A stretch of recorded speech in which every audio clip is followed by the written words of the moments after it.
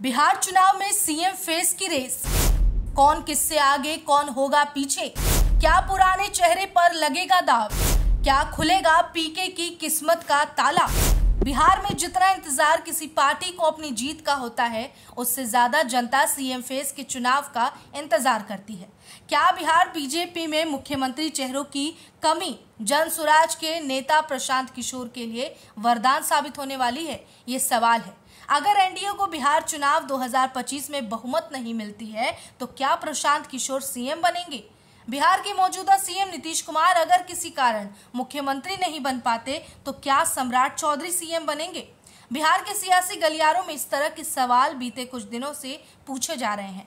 लोगों में इस बात की भी चर्चा हो रही है कि पीके की पार्टी 25 से 30 सीटें जीतती है तो वो सीएम बन सकते हैं। ऐसे में बड़ा सवाल यह है कि महागठबंधन और एनडीए में अगर किसी को बहुमत नहीं मिलती, तो क्या बिहार बीजेपी में नेतृत्व संकट और प्रशांत किशोर की बढ़ती सियासी ताकत उन्हें मुख्यमंत्री की कुर्सी तक पहुंचा देगा? किशोर की असली ताकत उनकी रणनीतिक समझ और बीजेपी के साथ पुरानी नजदीकी में है। उन्होंने 2012 में नरेंद्र मोदी की गुजरात जीत और 2014 में लोकसभा जीत में अहम भूमिका निभाई। हालांकि साल 2020 में जेडीयू से निष्कासन और नीतीश की आलोचना के बाद उन्होंने बीजेपी के साथ दूरी बनाई, लेकिन उनकी हालिया बयानबाजी जैसे नीतीश की अक्षमता और शराबबंदी की विफलता बीजेपी के लिए स्वीकार्य हो सकती है। यदि जनसुराज को 25 से 30 सीटें मिलती है, तो बीजेपी के लिए किशोर एक आकर्षक विकल्प हो सकते हैं, खासकर अगर नीतीश की स्थिति कमजोर होती है। बिहार चुनाव 2025 में जनसुराज पार्टी को अगर 25 से 30 सीटें मिलती हैं, तो बीजेपी के सामने गंभीर संकट खड़ा हो जाएगा। राजनीतिक जानकारों की माने तो प्रशांत किशोर की लोकप्रियता और भविष्य को ध्यान में रखकर बीजेपी बड़ा फैसला ले तो हैरानी नहीं होगी।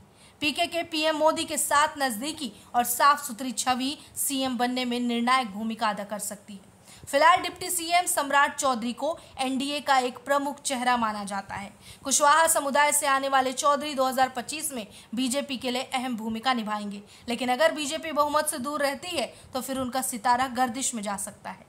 सम्राट चौधरी इस रेस में हैं, लेकिन उनकी क्षेत्रीय अपील और संगठनात्मक विवाद उनके दावे को कमजोर करता है। जनसुराज पार्टी के संस्थापक पीके बिहार में सियासी तूफान खड़ा कर रहे हैं। 2022 से शुरू उनकी 3000 किलोमीटर की पदयात्रा और बात बिहार की अभियान ने उन्हें युवाओं, शिक्षित वर्ग और जाति निरपेक्ष मतदाताओं के बीच लोकप्रिय बना दिया है।